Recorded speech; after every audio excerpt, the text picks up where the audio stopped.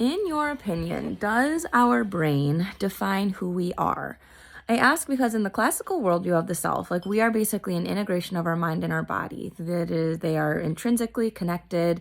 They are of the same substance. They exist with each other. One could not exist without the other.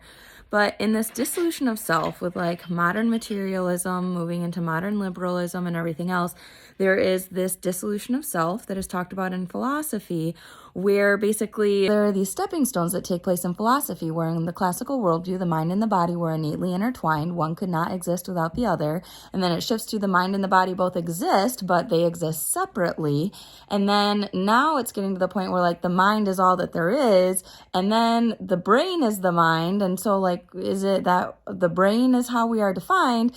And then it gets into this complicated, confusing thing, in my opinion, because like the classical worldview is what makes sense to me.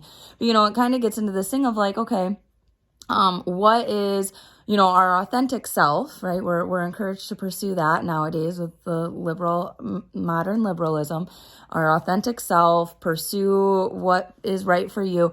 How, if the mind is of the brain, how can we determine what is of our authentic self versus what is a social construct? Like, how can you tell that? Because modern liberalism also has relativism. And so there's no ultimate truth about what the authentic self would be, whether that would be a social construct or intrinsic. And so how could we tell that about another person?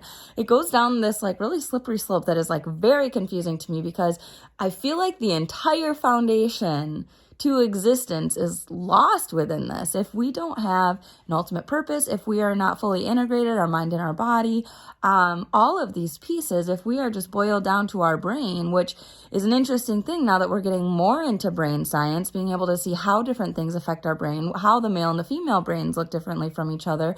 And then, like trying to define certain people to be male because their brain resembles more masculine, the more male brain thing, even if they're in a female body or this or that. Like it's interesting to say like, okay, so the brain is now defining and the body is subject to the brain. The brain is all that matters, and the brain is the mind, and the brain is the ultimate truth of our reality.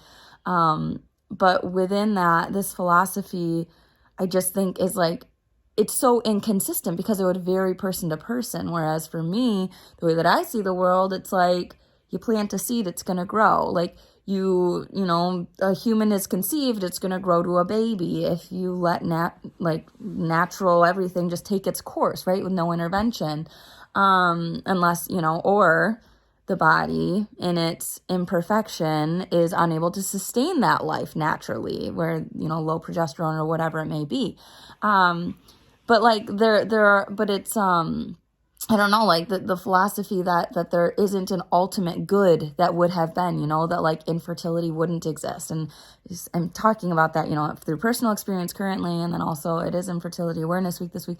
But, like infertility wouldn't exist at all if natural law had been able to take its course. Like the way that the telos ultimately would be that like human beings would be able to conceive easily. And I mean, arguably every time they would have sex, conception would occur. That's how it is actually, like, with certain breeds, right? They only have sex. Like female dogs do not have intercourse with other dogs, to my awareness, do they? I don't know. I guess in my experience, I had 2 dogs that were unfixed, and like I grew up with, my parents bred golden retrievers.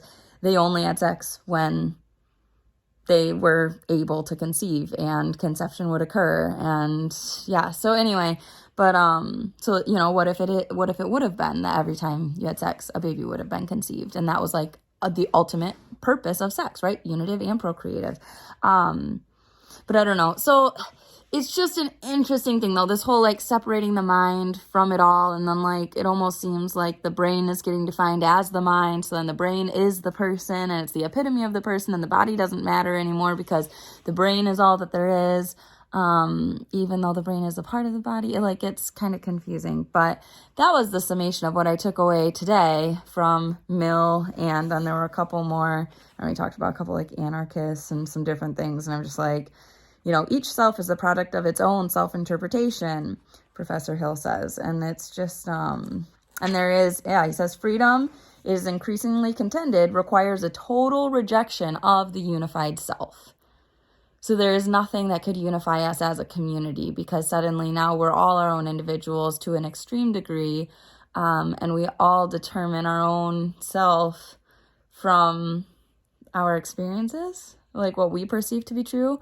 And I don't know, like, it just doesn't quite make sense to me. Maybe there's something somewhere you could point me that would help make it more sense, but I just don't know that it would. You know, like I said in a different video, it's like I can spend a lot of time like trying to understand 2 + 2 = 5, but at the end of the day, it's just not true. 2 + 2 = 4, and it always will. And how much time can I really invest into trying to understand 2 + 2 = 5? It's like I can repeat this and I can like maybe see how somebody else could view the world this way, but I don't know that it would ever make sense to me. So continuing tomorrow into the self in modern psychology, which is another place that this has developed. So God bless. May St. Thomas Aquinas pray for us, and I'll talk to you in the comments.